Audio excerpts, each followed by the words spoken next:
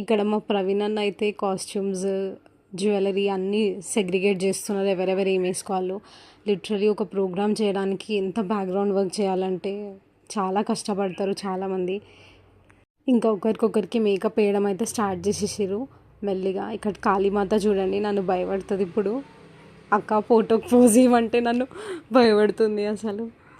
ఇంకా అట్లా రెడీ అయిపోయిన తర్వాత విగ్స్ అవన్నీ ఇంకా పాలాన్ని కూడా పెట్టేసుకొని అది ఏమంటారు ప్రోగ్రామ్ అయితే స్టార్ట్ అయిపోయింది. అరౌండ్ 6:37 చాలా బాగా జరిగింది ప్రోగ్రామ్.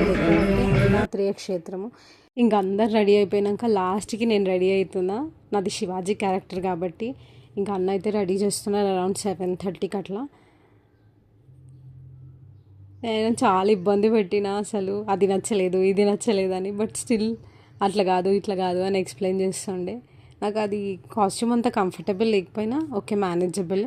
ఇక్కడ మేకప్ అయితే వేసుకున్న తర్వాత మౌత్ స్టాచ్, ఆ బియర్డ్ అన్నీ పెట్టుకునేసరికి అసలు లుక్కే అలాగే అనిపించింది. ఎంత బాగుందో.